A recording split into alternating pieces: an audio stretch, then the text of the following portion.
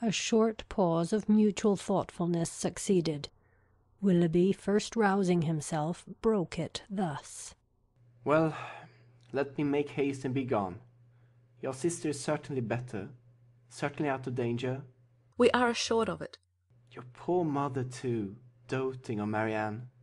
"But the letter, Mr. Willoughby, your own letter. Have you anything to say about that?" Yes, that in particular.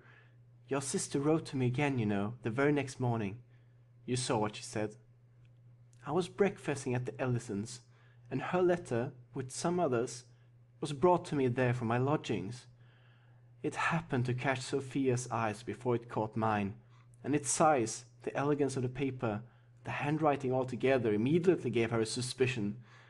Some vague report had reached her before of my attachment to some young lady in Devonshire, and what had passed within her observation the preceding evening had marked who the young lady was, and made her more jealous than ever. Affecting the air of playfulness, therefore, which is delightful in a woman one loves, she opened the letter directly, and read its contents. She was well paid for her impudence. She read what made her wretched. Her wretchedness I could have borne, but her passion, her malice, at all events, it must be appeased. And, in short, what do you think of my wife's style of letter-writing? Delicate, tender, truly feminine, was it not? "Your wife? The letter was in your own handwriting." Yes, but I had only the credit of servilely copying such sentences as I was ashamed to put my name to. The original was all her own happy thoughts and gentle diction. But what could I do? We were engaged, everything in preparation, the day almost fixed. But I am talking like a fool. Preparation, day. In honest words, her money was necessary to me, and in a situation like mine, anything was to be done to prevent a rupture.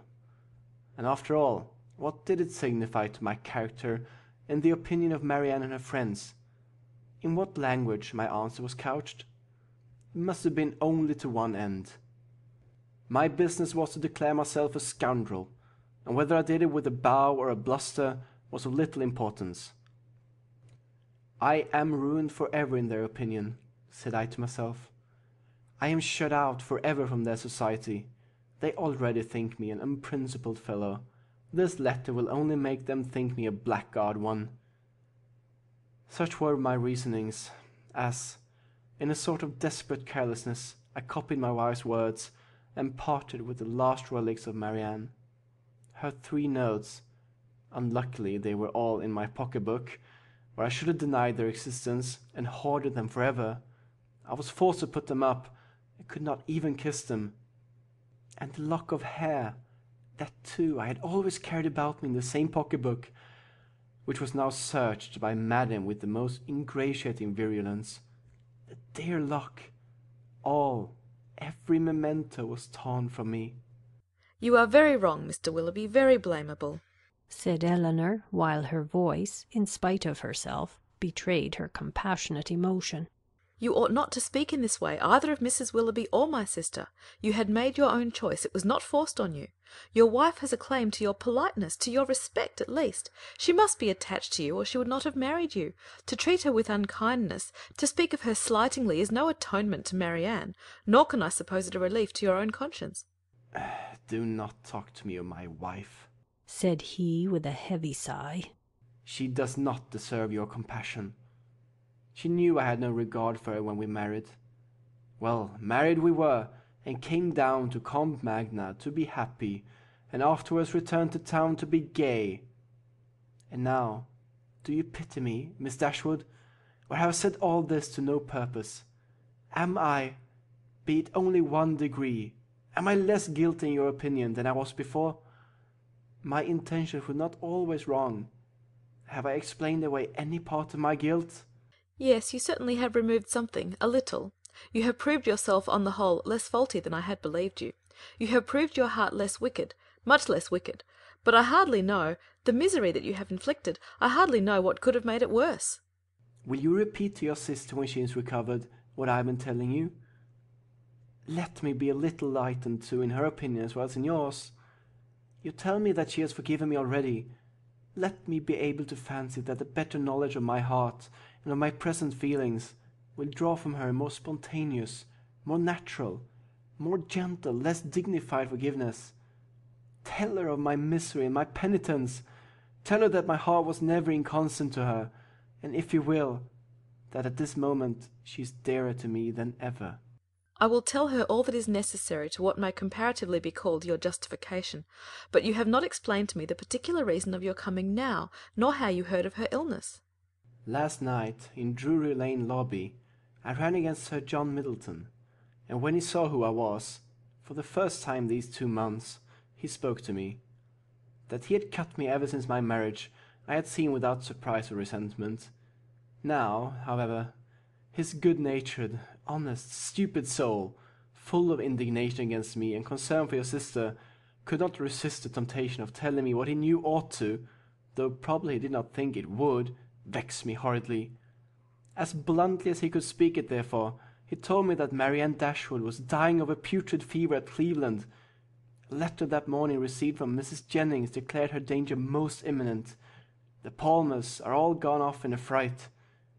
I was too much shocked to be able to pass myself off as insensible even to the undiscerning Sir John. His heart was softened in seeing mine suffer, and so much of his ill will was done away that when we parted he almost shook me by the hand while he reminded me of an old promise about the pointer puppy. What I felt on hearing that your sister was dying, and dying too, believing me the greatest villain upon earth, scorning, hating me in her last moments.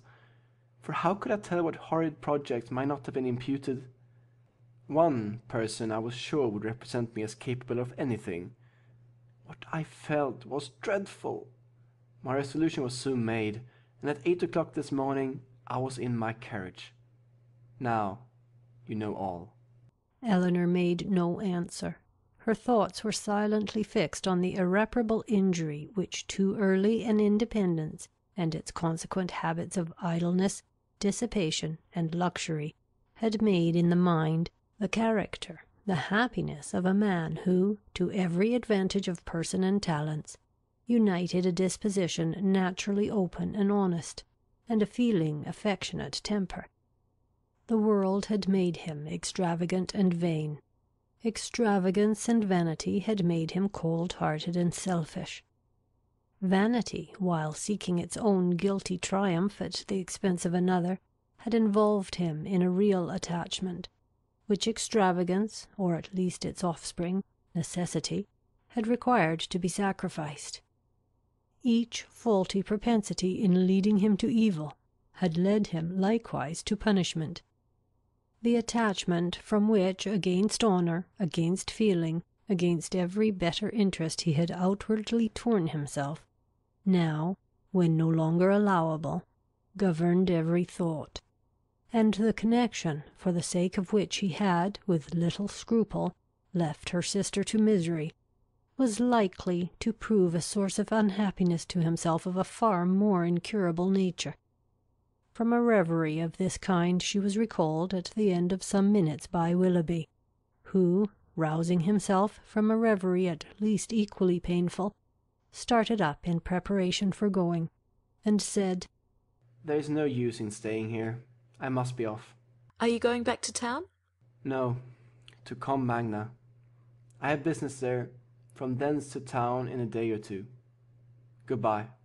He held out his hand. She could not refuse to give him hers. He pressed it with affection. "And you do think something better of me than you did?" said he, letting it fall and leaning against the mantelpiece, as if forgetting he was to go. Eleanor assured him that she did, that she forgave, pitied, wished him well, was even interested in his happiness, and added some gentle counsel as to the behaviour most likely to promote it. His answer was not very encouraging. "As to that," said he, "I must rub through the world as well as I can.